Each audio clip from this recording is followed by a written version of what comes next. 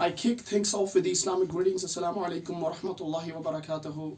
May Almighty Allah's peace, mercy, and blessings be upon all of the people.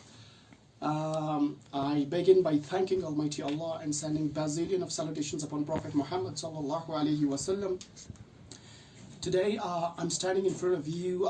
This is Irfan, and I am basically an English teacher. I'm working basically as an ELT. I've been training people for grammar and language for nearly 15 years, more than 15 years. But since this pandemic broke out and we're not able to give classes, so many students suffer a lot, and they called me and they compelled me to do the online classes. So I've just tried to upload some of the videos on my YouTube channel that I'm going to start right from today. And inshallah, I believe that this is going to be very helpful for the students who are not able to get the regular classes. So here we begin. The topics to be covered here is that number one is that we will talk about what's English basically, and then type 1, type 2 English, and then what's the grammar. The next thing is that what's the importance of English language and the importance of grammar, and most importantly, this last point, because this happens in our valley, Kashmir, is that why people take English very easy. So before I get started, I would like to address that my lessons will be about English grammar in particular, and English grammar for all the classes. So let's first talk about the English. We all know that English is one of the important languages, globally accepted, spoken in all the countries as an official language, most of the countries. So actually broadly we define the English as one of the important subjects or one of the important languages, because when it comes to writing, English is most popular. When it comes to speaking, English is most popular. We know that whenever we are in the offices, we speak these languages. Nobody speaks our mother tongue there. Or we go to any country or any place that's different from ours. The sole medium of the communicating is to speak in English. We broadly divide English into two types. Let's get to the business. The first one is type 1. And you know, the type 1 English deals with spoken English.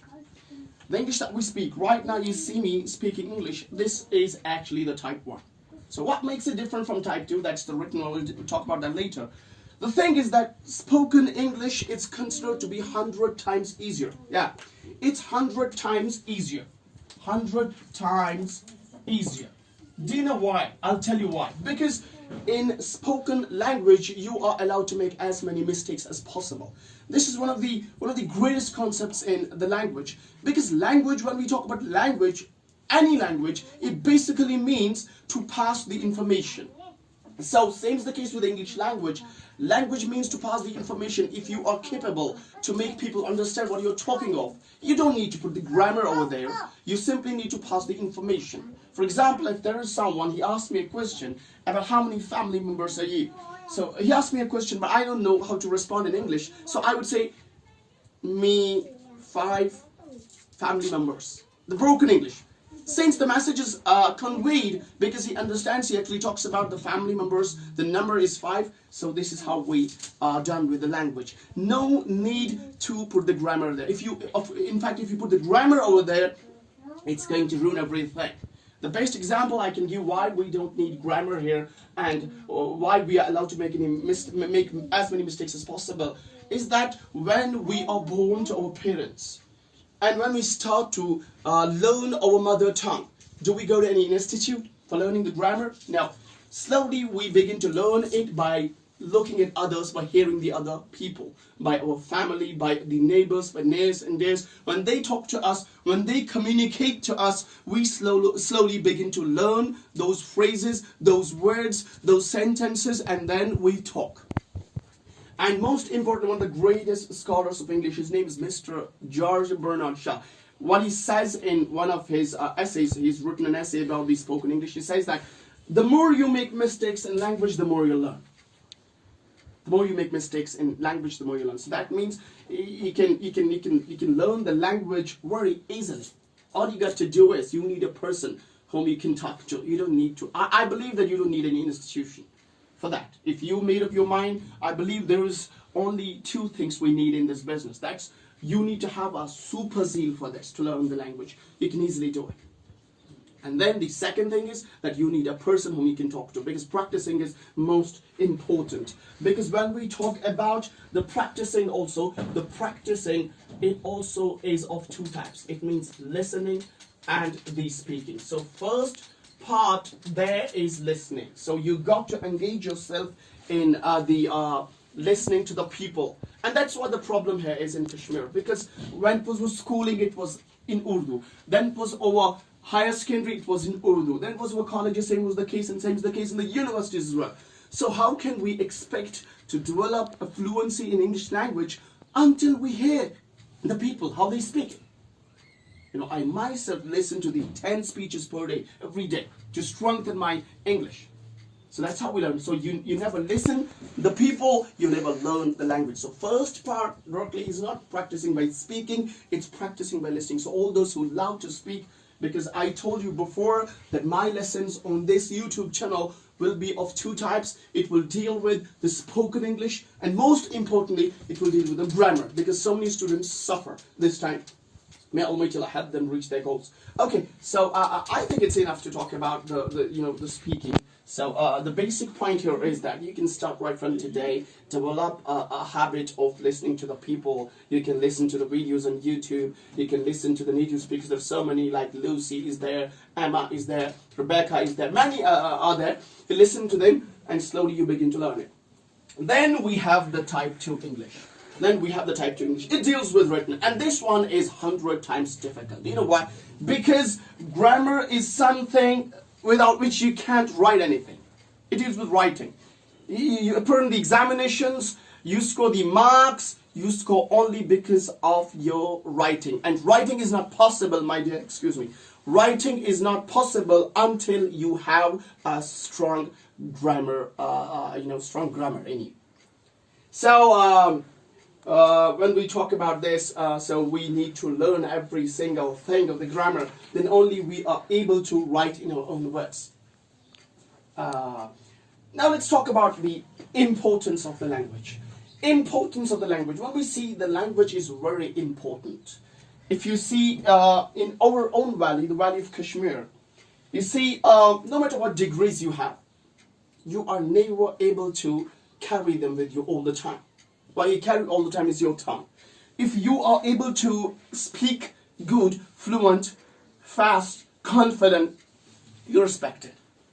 But if you are not able to speak like that, if you are not even able to speak a single word, no matter what degrees you have, you are not welcomed, you are not respected.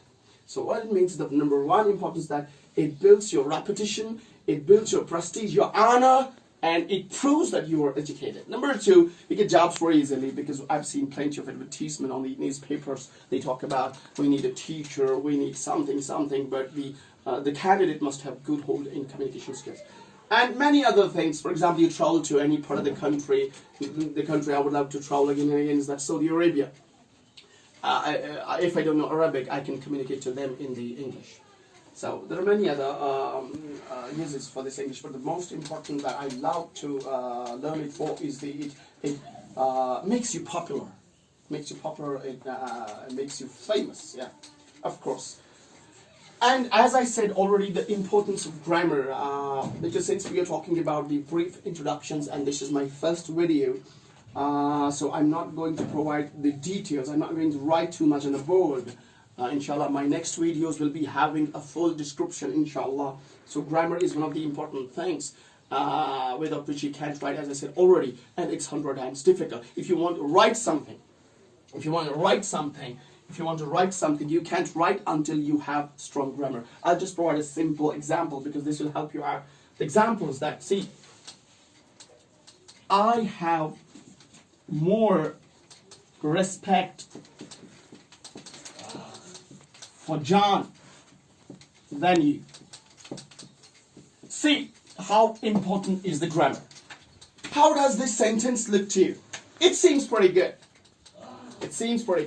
But I tell you one thing. This seems good in speaking. And this is in fact good in speaking, but not in writing. Why? Because this sentence is ambiguous. this conveys two senses. This says that I have more respect for John than I have respect for you. This is number one meaning. I have more respect for John than I have respect for you. It's okay. Number two, this is one meaning. That means I have more respect for John and I don't have more respect for you. The other meaning is I and you both respect John, but I respect John more than you respect John. So this is any sentence having two meanings, it's neglected. It's wrong. It cannot be correct. See how much we have to think about the grammar. You can't write anything unless and until you have only one sentence carrying one meaning. So if a writer writes a book, he's so much careful that every sentence he puts there must have only one sense. So to correct this, I'll just show you. I have more respect for John than you do. Now it is correct. It's actually, what we say, in the end, it's ellipsis used. But I'm not talking about ellipsis. But let me just first tell you how I corrected it. Now it has only one sense. It means I have more respect for John than you respect for John. So, inshallah, I'll be taking many lessons about these things. Slowly, every lesson I'll touch on. The last thing is that we talk about is that why we take English easy. Actually, the fault is in us. Number one fault. Why do we take it easy? Because our environment that we have, when we cross the 10th class examinations, when we pass the 10th class examinations, we opt the streams like medical, non-medical, or many other. We take special teachers for biology, for botany, for zoology, for mathematics, for physics, for chemistry, and whatever there is. But we never bother to take a specialist of English. And this carelessness of ours have given a big opportunity for every Tom, Dick, and Harry to take English as their subject. So that's why we today see arts teachers teaching English, commerce teachers teaching English, medical teachers teaching English. I tell you one thing. How is it possible an ENT doctor treats the heart? It's not possible because he knows only ear, nose, and throat.